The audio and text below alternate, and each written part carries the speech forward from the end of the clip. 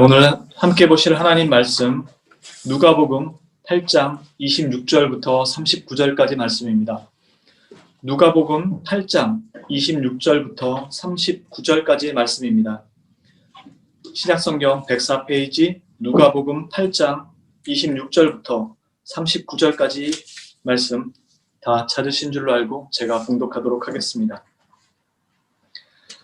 그들이 갈릴리 맞은편 거라사인의 땅에 이르러 예수께서 육지에 내리심에 그 도시 사람으로서 귀신 들린 자 하나가 예수를 만나니 그 사람은 오래 옷을 입지 아니하며 집에 거하지도 아니하고 무덤 사이에 거하는 자라.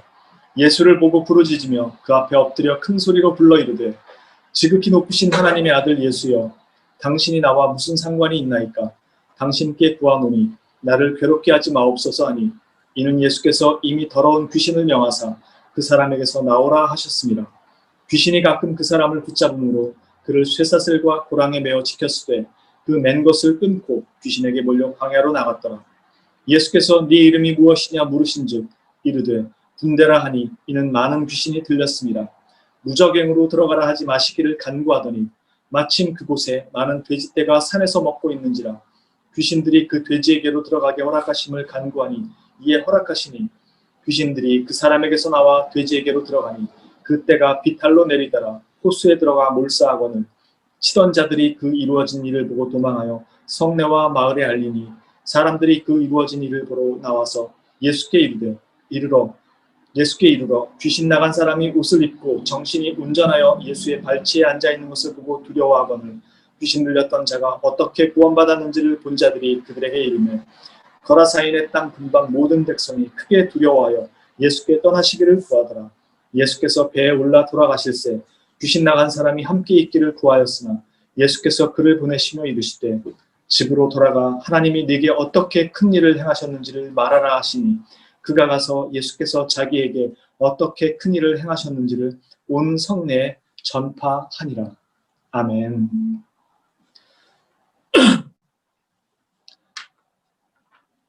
오늘 이야기는 지난주의 이야기와 이어집니다. 지난주의 내용은 예수님께서 제자들에게 호수 저편으로 건너가자 하시고 배를 타고 호수를 건너던 내용이었습니다. 호수를 건너갈 때 바람과 물결이 크게 일어서 위험하게 되었었죠. 그때 예수님께서 바람과 물결을 꾸짖으시자 아주 잔잔해집니다. 호수 저편으로 건너가자고 하신 분이 주님이셨습니다.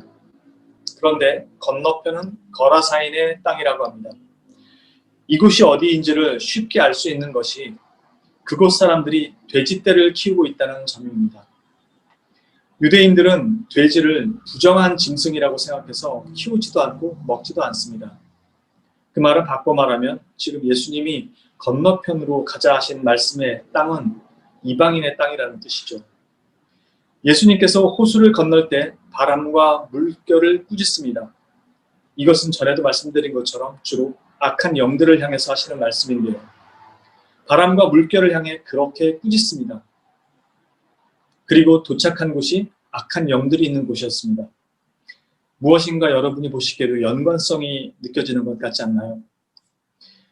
우선 오늘 말씀을 보기 전에 하나 짚고 넘어가야 할 것은 일반 사람들이, 우리 성도님들은 이미 다 배운 것이겠지만 일반 사람들이 귀신 들린 자라는 이 말이 그들의 생각하는 것과 성경과는 다르다는 것입니다.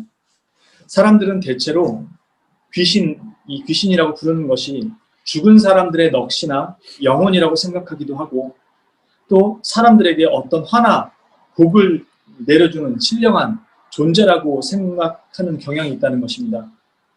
특히 주로 부정적 이미지가 강하죠. 나쁜 귀신들, 사람한테 해를 끼치는. 그러나 아시겠지만 사람은 죽으면 곧바로 천국이나 지옥으로 갑니다. 지상에 있지 않습니다.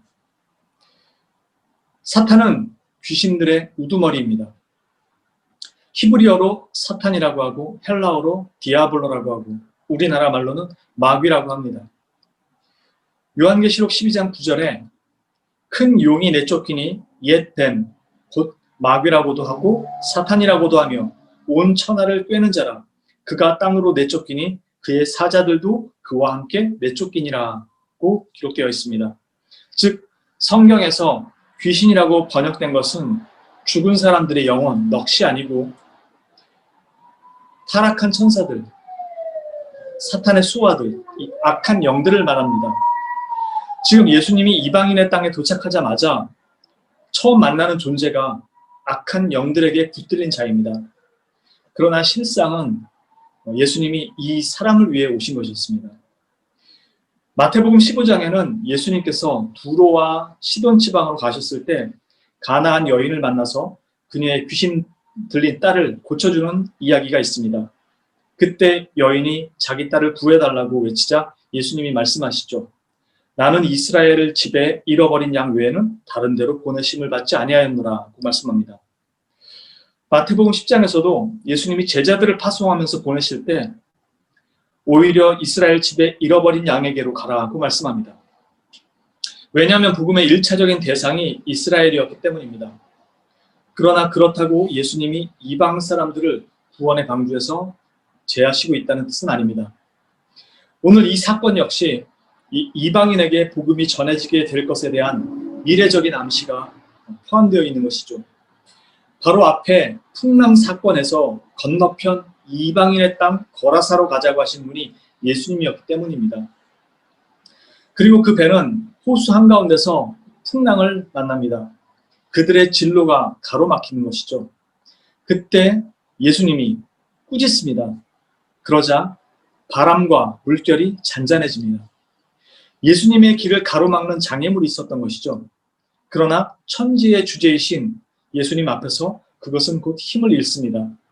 그리고 예수님은 자신의 목적지에 도착하십니다. 그리고 그분을 맞는 존재는 악한 영들에게 붙들린 자입니다. 누가복음에서는 그를 소개할 때 그는 그 도시의 사람이라고 말합니다. 그것은 마치 그 이방 도시에 사는 사람들의 모습을 대변하는 것처럼 느껴지기도 합니다. 그는 오래도록 알몸으로 돌아다녔습니다. 수치스러운 모습이죠.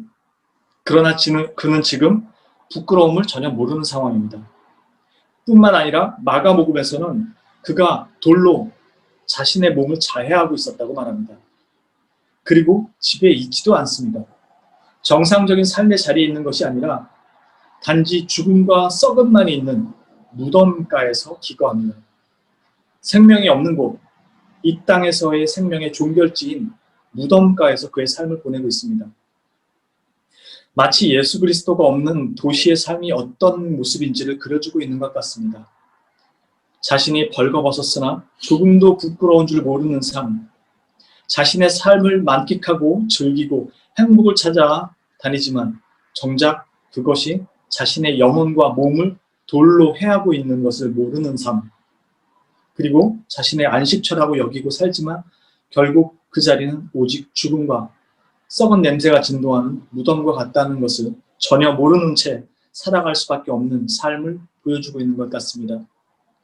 한편으로는 그를 그 도시에 살고 있었지만 지금은 귀신 들린 한 사람으로 본다면 그는 철저하게 그 도시에서 외면되고 내쳐진 사람입니다.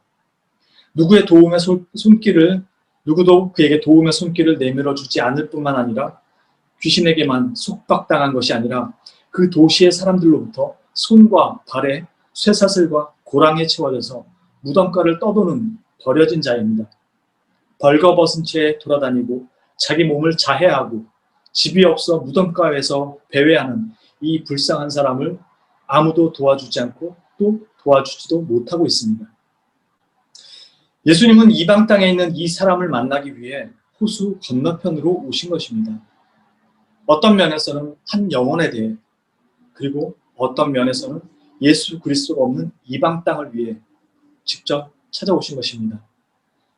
악한 영들은 풍랑으로 예수님의 길을 가로막지만 결코 예수님과 그 제자들의 길을 그것들이 가로막지 못한 것을 우리는 앞에서 봅니다.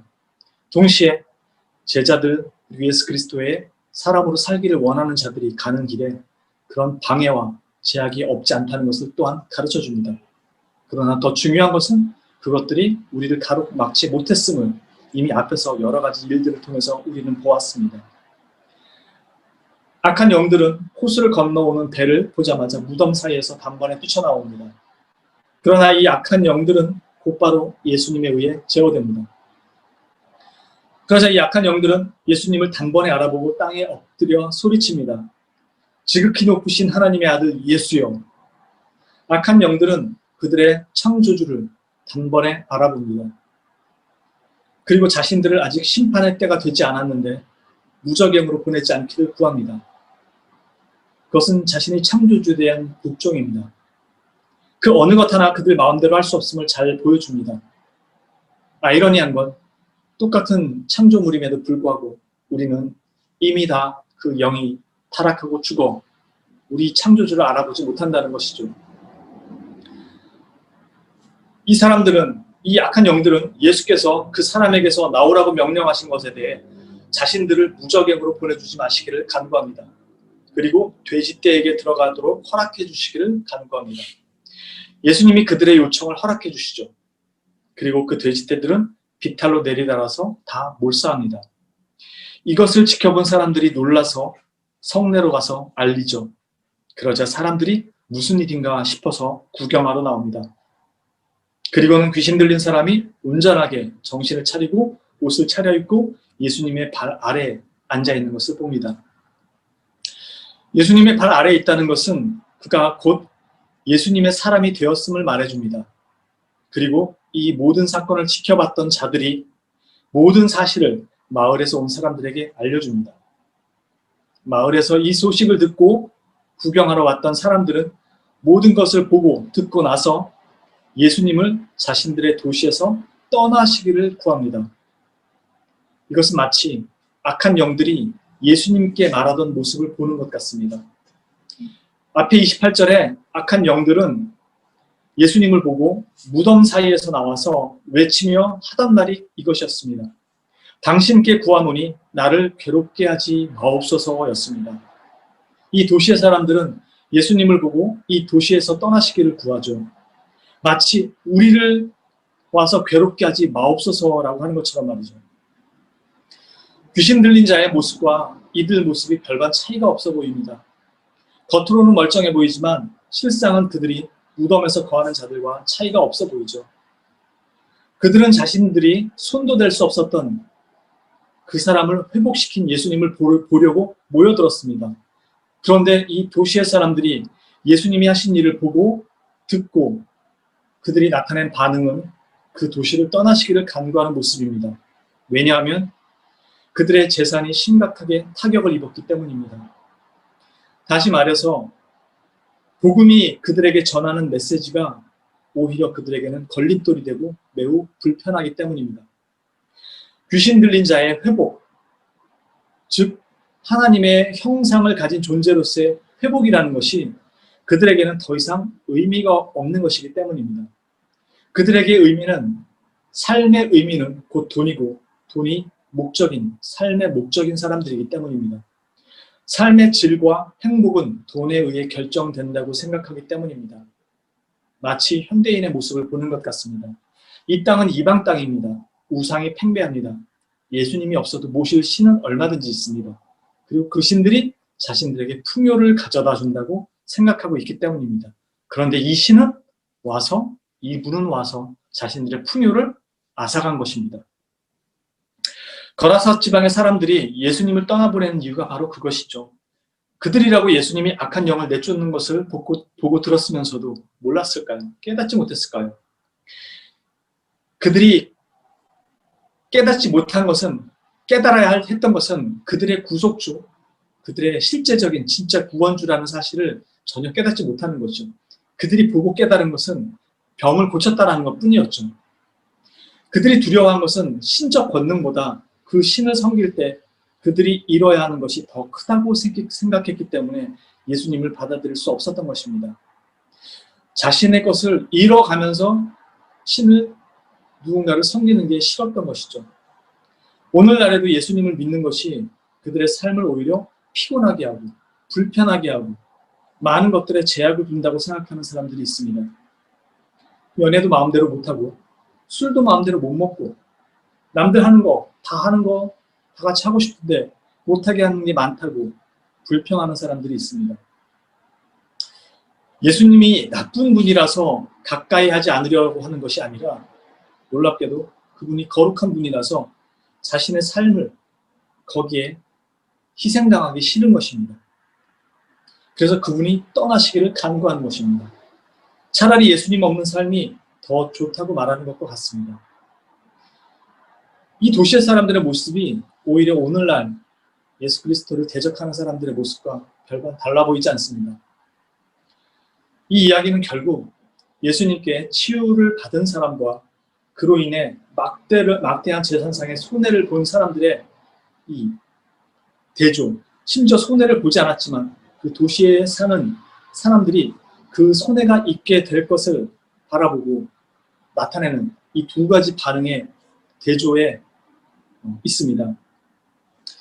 자신들은 멀쩡하다고 믿는 사람들은 오히려 여전히 자신들이 옷 벗고 집이 아닌 광야를, 무덤 사이를 헤매고 있다는 것을 모릅니다.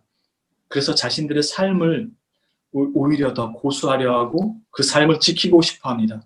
그리고 그 삶을 지키는 것은 그들의 경제력, 즉 돈을 유지하는 것이라고 생각합니다. 그래서 이들은 예수님이 그 도시에서 떠나기를 구합니다. 그러나 옷 벗고 다니고 수치를 모르고 집에 거하지도 아니하고 자신의 몸을 돌로 해하고 그렇게 상해시키던 무덤에서 활보하던 자가 이제는 옷을 입고 정신이 온전하여져서 예수님의 발 앞에 앉아 있습니다. 그리스도의 사람이 된 것입니다. 그는 이제 그리스도에게 머물기를 소원합니다. 이 도시 사람들과 달리 이 도시 사람들은 주님이 떠나기를 구하지만 이 사람은 예수님이 함께 있기를 구합니다. 그는 한 번, 두 번 정도 구한 것이 아니고 계속해서 예수님이 함께 있기를 간청하는 것입니다. 그러나 예수님이 같이 있는 것을 허락하지 않습니다. 그리고 그에게 이제 더 이상 무덤이 아닌 그의 집으로 돌아가라고 말합니다. 그리고 하나님께서 그에게 어떻게 큰일을 하셨는지를 증거하라고 하십니다. 그가 지금까지 있었던 곳, 무덤이 아닌 그가 있어야 할 곳, 집으로 돌아가라고 말씀하십니다. 그리고 하나님이 어떻게 큰일을 행하셨는지 증거하라고 하십니다. 예수님은 그 도시의 사람들에게 외면당하고 쫓겨나다시피 떠나지만 그 도시의 한 사람을 예수 그리스도의 사람으로 바꿔놓으셨습니다. 그리고 자신을 외면한 그 도시의 사람들을 외면하지 않고 그들을 위해 그 한 사람을 남겨두시고 복음을 전파하게 하십니다. 8장에 시작할 때 1절에 예수님이 그의 제자들과 함께 복음을 선포하셨다고 말씀합니다.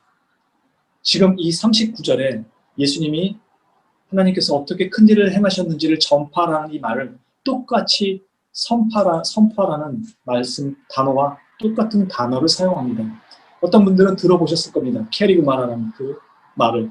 예수님께서 앞에 사용하셨던 직접 제자들과 함께 다니시면서 복음을 선포하셨다는 그 말과 이 사람을 통해서 복음을 선포하라는 그 말도 똑같은 단어를 사용하고 있습니다. 이 구원받은 자에게 주시는 하나님의 선교적 명령입니다. 그렇다면 그가 증거할 수 있는 일이 무엇일까요? 악한 영에게 붙들렸다가 노임을 받고 새 사람이 된 그가 자신의 마을 사람들에게 증거하는 일은 너희 돼지떼 2,000마리를 죽음으로 몰아넣은 사람이 예수님이라는 사실입니다. 너희의 재산을 축낸 그분이 바로 예수님이라는 사실입니다. 그리고 그 대가로 내가 살았다고 말합니다. 지금 이 사람이 자신의 집으로 돌아가 증언해야 하는 일은 그가 노임을 받기 위해 수많은 사람의 이 재산이 축난 사건이 반드시 다루어져야만 하는 일입니다. 그걸 증언하도록 보내심을 받은 겁니다. 지금 이 이야기의 증언은 참으로 모순되는 이야기입니다. 예수님은 자신을 증언하도록 그들 가운데 보내시는데 그가 증언해야 되는 내용은 전혀 그들의 기대와는 다른 내용인 것입니다. 그래서 그들이 예수님을 대적합니다. 그들이 귀신을 쫓아내지 못한 그들은 할 수 없었던 것을 하신 분이지만 그분이 하신 일 속에는 그들의 재산이 축난 사건도 포함이 되어 있다는 것이죠. 그래서 그들은 예수님을 대적합니다. 그는 가서 그것을 증언해야 하는 자인 것입니다. 그 마을 사람들 어느 누구도 신경 쓰지 않았던 이 더러운 악한 영에게 붙들린 그 사람을 살리신 예수님에 대한 증언에서 마을 사람들은 그 결과가 싫은 것입니다. 그 결과를 치르면서까지 그렇게 하고 싶지는 않은 것입니다. 그래서 예수님께서 그 땅에 발을 디디지 못하고 쫓겨나십니다. 그리고 쫓겨나면서도 그 땅에 복음의 씨앗을 위해 그 치유받은 자를 남겨두십니다. 바로 풍랑 속의 배처럼 내가 육체적으로 너와 함께 하는 것처럼 제자들과는 그 뱃속에서 함께 하셨을지 몰라도 지금은 너와 함께 하는 것처럼 보이지 않을지 몰라도 두려워하지 말라고 말씀하는 것입니다. 내가 반드시 너와 함께하고 있으리라. 이미 이 이야기의 앞 단락에서 우리가 다 확인했던 내용들입니다. 주님께 죄사함을 받은 여인이 아무것도 얻지 못한 채로 돌아갔지만 그 여인이 결코 아무것도 없이 돌아간 게 아니었죠. 주 예수 그리스도를 그가 가지고 돌아간 것이었습니다. 여기도 마찬가지로 그렇게 말씀하시는 것입니다. 그를 그 이방 땅 가운데 혼자 남겨두지만 너는 혼자가 아니라는 것이죠. 그러니 두려워 말고 너는 가서 그들이 믿든지 아니 믿든지 듣든지 아니 듣든지 내 하나님께서 어떤 큰 일을 이루셨는지를 네가 보고 들은 그것을 그대로 그들에게 전하라는 것입니다. 들어도 깨닫지 못하고 보아도 알지 못하는 그들에게 하나님은 예수 그리스도를 너희에게 보내셨고 그 예수 그리스도를 통해서 하나님의 권능이 이 땅에 드러났고 하나님의 나라가 임했음을 너희는 들을 생각도 듣고 싶어 하지도 않지만 가서 그들에게 자신을 따르기를 그토록 원하던 그 거듭난 자 그를 홀로 보내셔서 하나님의 그 사역을 증언하게 하십니다. 가서 눈이 다치고 귀가 다친 그들에게 증언하라는 것입니다. 그리고 그 증언은 우리가 원하는 것과 달랐던 돼지떼의 몰살이 포함되어 있다는 사실입니다. 한 영혼을 살리기 위해 허락하신 그 막대한 경제적 타격, 즉 한 영혼을 영생으로 부르시는 그 가치를 알지 못하는 자들에게 선포하는 메시지입니다. 한 사람의 생명이 너희가 가지고 있는 돼지떼 2,000마리하고는 비교가 될 수 없음을 보여주는 것입니다. 그런데 예수를 믿었더니 사업이 잘 되고 일이 잘 풀렸다고 증언하면 한 영혼에 대한 그 가치를 돈으로 환산하는 것과 뭐가 다를까요? 이런 간증 뒤에 반드시 따라와야 하는 간증이 있지 않을까요? 나의 사업이 번창이 아니라 번창하게 해주실 수 있습니다. 그러나 그 뒤에 따라 나와야 하는 것은 사업의 번창이 주 목적이 아니고 내가 그리스도라는 분을 통해서 돈의 노예에서 해방되었다는 것이 되어야 하지 않을까요? 아니면 나의 인생에 있어서 내가 주인으로 삼았던 다른 것들이 드디어 깨어지고 예수 그리스도, 곧 하나님이 나의 삶의 주인이 되었다는 것을 증언해야 되지 않을까요? 하나님은 우리의 궁핍을 다 아십니다. 우리의 모든 처지를 아십니다. 그리고 어떤 사람들에게는 망한 사업을 통해서 그걸 다시 일으켜주시고 부르시기도 합니다. 그러나 우리가 증언해야 될 것은 이 돼지떼의 사건처럼 내 사업을 다 망하게 하신 분이 하나님이십니다. 그러나 나는 다 망한 사업 속에서 이것을 다시 일으킨 하나님이 아니라 나를 살리신 하나님을 세상에서 증언해야 되는 것이죠. 하나님은 그것을 그리스도인으로 만들기 위해서 사용한 것이지 사업을 번창하게 하는 것이 목적이 아니신 것이죠. 하나님이 우리에게 주시는 은혜는 영생이지 돈이나 사업의 회복이 아닙니다. 병을 치유받았다는 것이 반드시 구원을 의미하지 않는다는 것을 우리는 성경 곳곳에서 확인합니다. 구원은 예수 그리스도를 믿음으로 따르는 자들에게 허락된 특권입니다. 예수님은 비싼 대가를 치르지만 한 영혼을 구원하십니다. 저나 여러분이 구원의 자리에 오기까지 치른 대가가 생각보다 작지 않다는 것을 본인들은 알 것입니다. 그것이 여러분의 것이든 가족의 것이든 타인의 것이든 주님은 그것을 다 그 비싼 대가를 다 치르셔서라도 저와 여러분을 구원하셨습니다. 때로는 우리가 소중하게 여기는 것들을 놓게 하시고 사랑하고 없으면 안 되는 것들을 다 때로 포기하게 하십니다. 세상에서는 그것이 아깝고 그 손실이 두려워서 예수님이 떠나시기를 구합니다. 없어도 잘 살았기에 오히려 피해주지 말고 떠나시기를 구합니다. 그러나 주님은 이 이야기를 통해서 한 영혼의 가치가 얼마나 큰 것인지를 보여주십니다. 그러나 그 결과가 그것이 우리가 가치가 있다고 생각하는 그것이 우리를 구원하지 않습니다. 그래서 그것을 다 잃어서라도 주님은 우리를 구원하시는 것입니다. 우리를 구원하는 것은 오직 예수 그리스도의 대속적 죽음과 부활입니다. 그렇기에 정작 우리보다 훨씬 큰 대가를 치른 분은 오히려 하나님이실 것입니다. 그러나 그분은 그 대가를 우리에게 요구하지 않습니다. 누구보다도 큰 대가, 자기의 아들을 다 내어주셨음에도 우리에게 그 대가를 요구하지 않습니다. 오히려 그 대가의 결과가 더 많은 사람들에게 돌아가기를 원하시죠. 우리의 선교적 사명은 바로 여기에 있습니다. 하나님께 대가를 갚는 게 아닙니다. 그분이 원하시는 것, 이 대가의 결과가 훨씬 더 많은 사람들에게 미쳐질 수 있도록 우리를 사용하시는 것이죠. 그래서 자신을 내치고 쫓아내는 사람들 속에 주님은 쫓겨나면서도 그들을 그냥 두지 않습니다. 주님은 그들을 외면하지 않으시고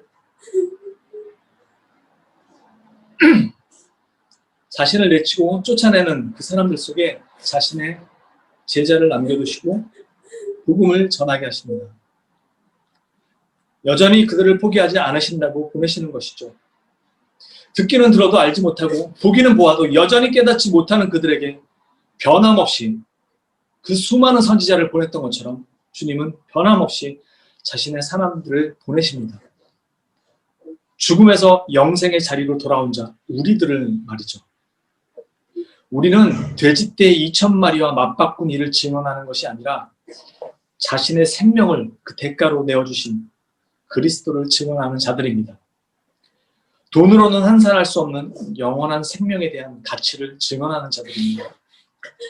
하나님의 아들의 생명으로 그 대가를 치르셨음을 우리는 가서 증언하는 자들이 되는 것입니다. 그러나 저와 여러분의 삶이 은혜로 거저받은 것이지만 그냥 살도록 부르시지는 않았습니다. 바로 모든 사람들에게 이 은혜의 결과가 미치기를 원하는 하나님의 사랑의 메신저로 부름받은 것입니다. 바로 그리스도의 증언자, 그 증언자가 되기를 주님이 원하시며 우리 모두 각자에게, 선교사뿐만이 아니라 각자에게 그 선교적 사명을 주신 것입니다.